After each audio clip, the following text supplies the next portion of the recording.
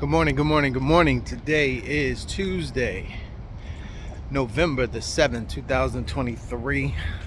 Just checking in with you. Been going for a couple of days. Wanted to check back in with the real estate tap in for today.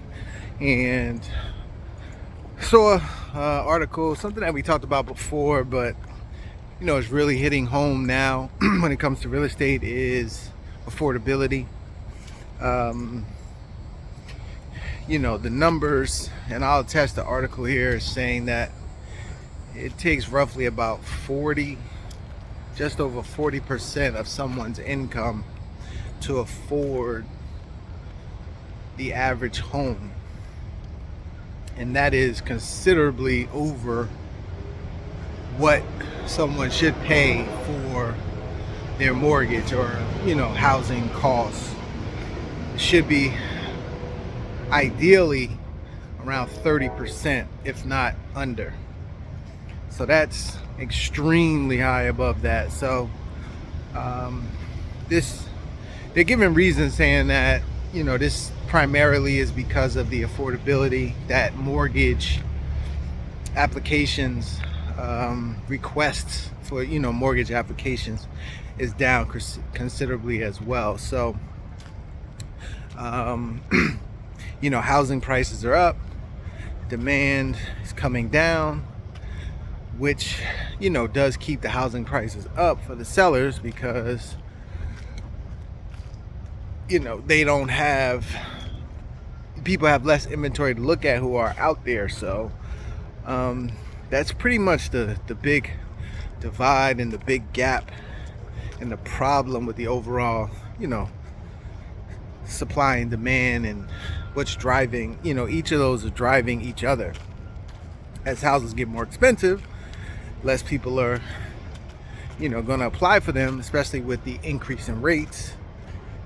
And the people that do want to buy, because there's not a lot of inventory, it's going to drive the price up. So to me, it's almost like a bubble that has to burst somehow.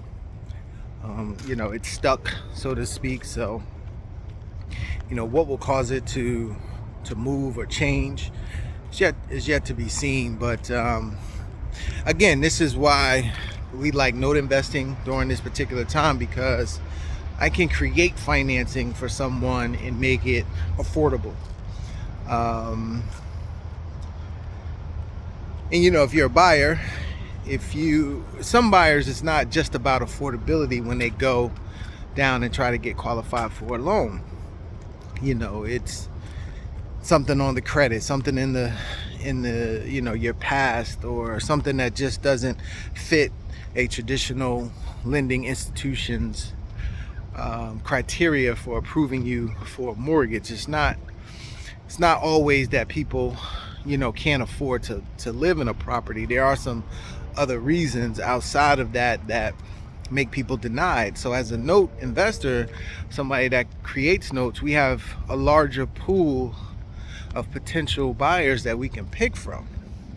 I saw something recently, like somebody was saying that almost 80% of the applications that are coming across their desk right now do not fit their qualifications for a loan. That's pretty high. So basically 2 out of 10 people are getting approved. And as I've said before, with the tightening of credit, that makes sense. They are looking for the best of the best. But when you create notes, you can pick from this pool of maybe not tip top A plus number one type of buyers. You can still get somebody that has a decent credit score, has a good amount to put down. So you can find that in these from this larger pool of people that are out there that are getting declined from traditional lending institutions. So it's just a good time to be in notes right now. Being able to create it for a buyer. You have people out there that have notes that want to sell because they are looking to take advantage of some of these other opportunities in other areas. in other parts of the real estate market.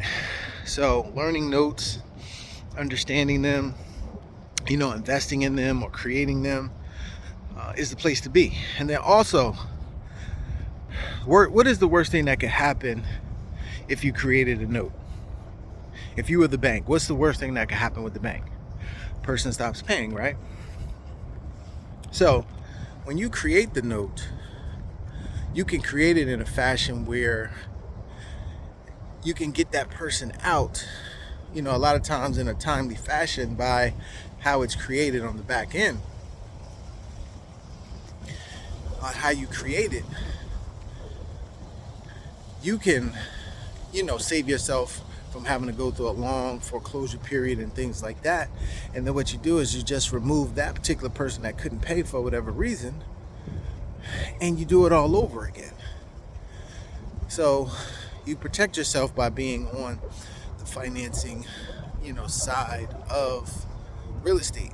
A lot of people think that, you're gonna have to go through these long foreclosure periods and all this other stuff. And if it's written correctly and you do things right on the front end, you don't have to kind of go through that on the back end. And then also, a lot of times, because we don't take 3% down, 3.5%, people have a harder time walking away from larger down payments on properties. If you have a $300,000 house and you put down anywhere from 8 to 15% down or more, who just walks away from $25,000 or more, 30,000, 35,000? People usually don't get up and just say, well, the hell with it, I'm walking away from it. At least they'll come and most likely talk to you, try to work something out with you, maybe modify the loan, and so you can keep them, in the property and paying. But somebody on that $300,000 property that put down, what's that? Maybe $9,000. It's a lot easier for them to just, walk away. And the way things are done, a lot of times the seller is contributing money to the purchase and everything like that. So how much money really came out of somebody's pocket? $10,000. I mean, for some people that's a lot of money, but it's a lot easier to walk away from $10,000 than it is 30. And usually when you put down a larger down payment, there's equity in the property, so people don't want to walk away a lot of times from that equity either. If you only put 3.5% down or something like that, in 2 years you may not have any equity, despite what is going on in the market more recently. We've seen appreciation go up 20%, 30% in some markets from year to year, but that's abnormal. That's not typical, and that's slowing now that we're in this different market that we're in now. So just wanted to tap in with you on that today. Please reach out if you're interested in learning about notes, want to fund some deals, want to create notes, want to buy notes, just get into the note space. Definitely reach out to us, and let's see if we can work together and see what works for you. All right, talk to everybody later. I'll be on at 12:30 today if you want to check me out on Instagram with any questions or anything like that. And then coming back tonight at 8:30 Eastern Standard Time, just answering questions. If anybody has any questions about real estate notes, the market, situations, problems, whatever the case may be, we'll be back at 8:30 p.m. And then we'll also do 12:30 Eastern Standard Time today as well. All right, talk to you soon. Have a good one.